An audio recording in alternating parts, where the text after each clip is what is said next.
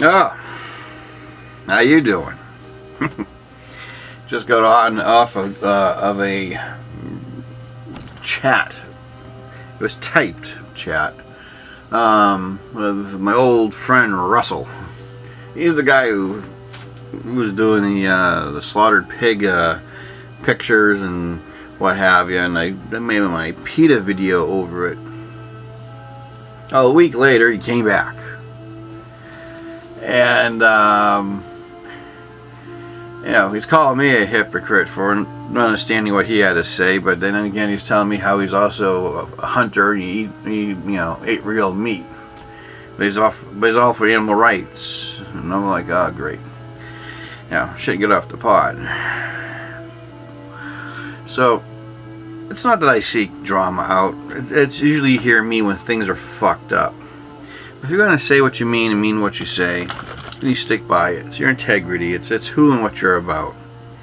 And I think partially why those who are people who I affiliate, associate, or talk with, or even people who are members of my own group, because I do. And if you ever have a problem with something that's lost in translation, you know, that's why I do videos. You know, the next step of communication outside of having coffee with somebody across the table, especially if it's, you know, you're dealing with long distances. Well, my friend Felix and I, we chatted on the video chat, right? But there's always stages of communication. You have your, you know, now it's typed, before it be handwritten, but now it's typed. You do a video, you go and chat, you know. Outside from that is actually visiting someone or you know, having coffee with them, having them over for dinner, that kind of thing. So when you're dealing with these different levels, the lower levels, you really have to articulate yourself in such a manner where there is no loss for interpretation.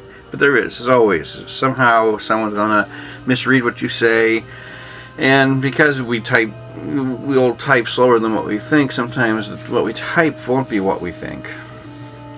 So you try to give a benefit of the doubt, but you know, when you're dealing with somebody who's basically saying fuck you to me and turns around and says, oh, by the way, I used to, you know, hunt and kill animals too, and it's like, you know what, who cares? I don't have time for the stupid people anymore, I guess. You know, I think it's funny. I preach religious tolerance, and I made sure I wrote that down. Religious tolerance. There's people tolerance. People are fucking idiots. And how can you sit there and tolerate a person you won't have time? Manage your time. If someone's a total dick or asshat, just dump them, drop them, there you go. Some other dude over in South Africa I've dealt with already. I blocked him, and I unblocked him by the request of a friend of his, because this guy all of a sudden was apologetic 2 or 3 days later after watching my video, and he understood what I said, and he actually inspired my new level of stupid video. So slight compromise on my end from dealing with an asshat. I turned around and I said, alright, I unblocked him. Sure enough, the guy did what my default admin, was a thing called difficulties and diversity video I have, which is based about administration, people who they get the big man complex. They become administrators, and they're like, I'm an administrator and this is our group, and you kind of sitting there like, you know, well, this guy does this with me, and twice. I didn't know he was in another group I belonged to, so, you know, he was grandstanding about me being in another group of his, and I'm blocked. So I blocked him. So I said, alright, you know what, fuck this. I play the gentleman role on this one, actually, instead of trolling the fucking sites. I went off and just simply deleted the other post in another group and left. And you know, but that's the whole thing. It's like you choose your fights. You can fight a petty squabble fight, kind of like if you two guys brush against each other in the street, you know, and one takes offense, but the other one doesn't give a shit. Well, you know, how much offense are you going to take? Now if you bump shoulders or elbows or getting jabbed in the ribs, that's another story. You know, how far can one go with the level of idiocy? So at this point, you know, I do step out from time to time, because like in a lot of different left-hand path forums I deal with when I do this, you know, true adolescents come out and people call you out and like, you know, hey chicken, bark, bark, bark, you know, that kind of shit.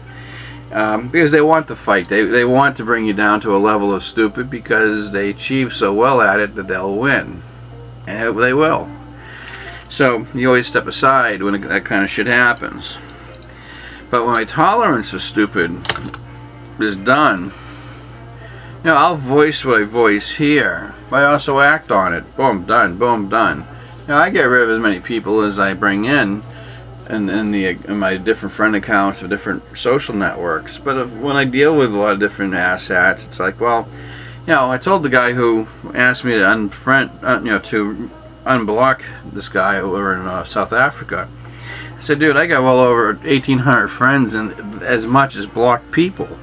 How the fuck am I going to find your friend? So it took me about 5 or 6 tries and I found him.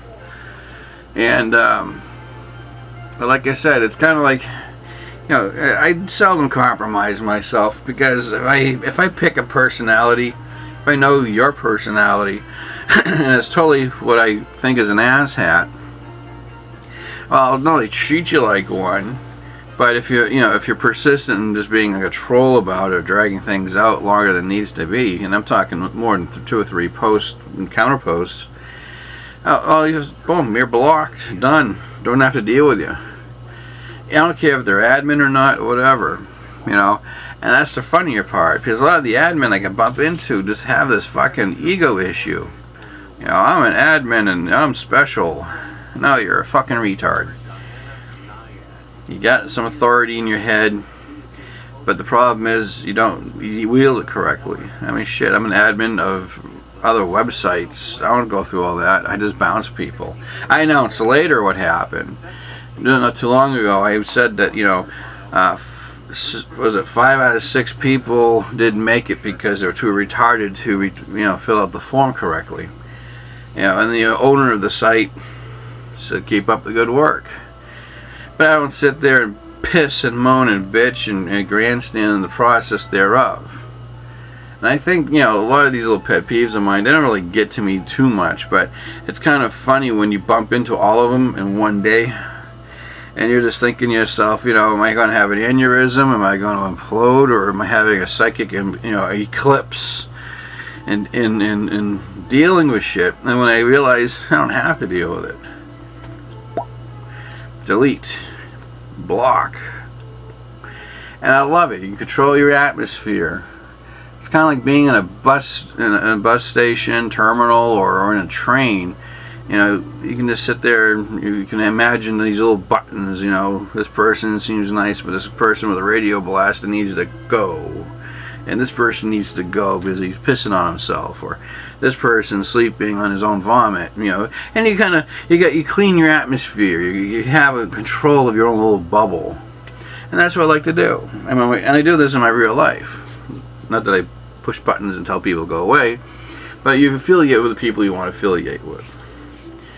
So, instead of being a rant and rave and piss and moan, just take control of your own shit. Affiliate the people you want to affiliate with. You know, this guy Russell, for instance, with animal rights. I've had a handful of animal rights people. You know, I got some people I really like, and that's all they post. I mean, it's like they got no content or substance for themselves to post. So they'll post tons of these animals, right? Well, fine. What you do is there's a setting where you control how much you see of that person, or what you want to see from that person. So, you know, I got people on my friend list still I keep, but I just don't view their posts because it's 90% or more, 90% more content about animals. I got my own animals. I did my deed. I'm not gonna worry about someone, you know, in Wisconsin or Chicago or Boston or Washington State. You know, if I really want to worry about an animal, I'll go to my local community. Start from the inner circle and work your way out. I'm not going to worry about some fucking person's dog or cat from across the country. Don't have the ways and means anyway. So why do I want to waste my psychic energy on some bullshit that doesn't concern me or my environment? I got my environment. 2 little furry monsters that wake me up every fucking day. That's the thing. So when I deal with people who are animal activists, or I deal with people who are, you know, give me a ration of shit, it's kind of like, well, you know what, fuck you, I'm done. Boom, boom, boom, boom, boom, boom, boom. And honestly, it works for me that way. I had explained this to a fellow who was a newfound friend named Fallon, and he was the one who was really pushing for me to unblock this other guy. And you know, and we're a little new to each other because this guy is also from South Africa. He's friends with the other South African, but apparently it's in that country, you know, if your stereotypical villagers with the torches and pitchforks storming your house because they don't like your religious belief is a true thing happening down there. But from what I remember, and this is about 1995, if you are South African, you can buy a fully submachine gun, AK-47. You can buy landmines for your property. Yeah, you can buy little landmines and put them on your property so that people try to invade your land, they blow up. And I love South Africa for that. What I don't like is the fact that second apartheid was lifted, everybody became animals. They were killing each other out of random. You can't have a daughter walking down the street without being raped. You know, South Africa is actually making look, you know, it's not looking like a good place to live. But the irony is too, they have communities where they segregate themselves away from all that, but they also have landmines in their property lines, so if people do decide to invade, you know, they blow off their legs. I like that. People here think I'm a sociopath for liking that, but this is for real shit in, you know, South Africa, and I'm thinking I endorse this type of action. Anyone, you know, if I get a group of people who don't like what I'm doing, I don't care what they don't like or like, but they want to impose their thing on me. I should have the right to defend myself and my property being sovereign. And you know, I heard you can go to a store and buy, you know, a case of toe poppers. I'll take 3. You know, that's what I would do. But apparently these people are paranoid of the environment around them and all that horseshit. Which I understand, it's healthy in some countries. You know, you can actually be thrown into a pit of fire and burn to death because of it. But you know, it takes a wise person to know when to show the pentacle or pentagram. So if you're not wise, you'll know, and if you're lucky, twice. So long story short, I had an idiot weekend basically. I had a guy, an admin, who thought he was, you know, I'm the god of admin in my little world. And truly, even in my videos, he fucked it up.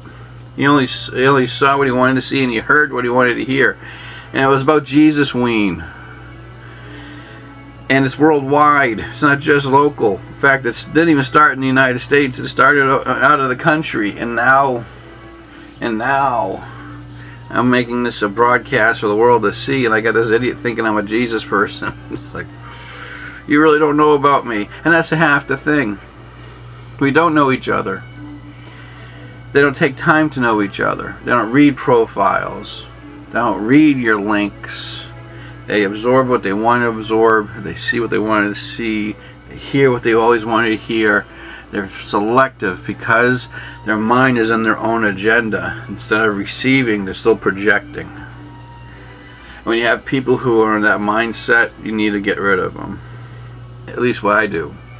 Because if you got an animal activist, they're worried about the animal, but they're not going to be worried about themselves or humanity around them. In other words, what good are you to others if you're not good to yourself? And when you have people who are megalomaniacs, thinking that this is their world, they're in charge of it, don't fight them. Say yes you are. Create your own. I have, Christ, I don't know how many Facebook pages and groups I have. And I even relinquished them to the other admin because I no longer be a part of it. I'm talking dozens. It's not an ego thing with me. I started one in my local community. I had a pissing contest with the local community. I made a handful of people administrators. I then left. So one of the administrators made it private, and but didn't get kicked out of my own. I left this group, but they made it private, and I literally made a group for them and gave it to them. Not an issue.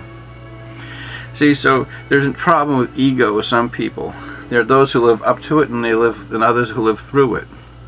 Those who live through it never talk about the stuff they do or announce what they can do. They just simply do it. And those who live up to the ego, they're the ones who brag about it, talk about it. Almost like stick a carrot in front of your face. This is how much authority I have over you. Because they probably have very little authority over themselves. So when I deal with asshats like that, you gotta go. So yeah, this is the title of the video, dealing with asshats. It's been a funny weekend. I've been really productive on sermons. I've been equally productive on just having a lot of shitload of dumbassery come my way. But again, I don't come on the camera unless it's a reaction versus an action. So anyways, catch you later. Bye for now.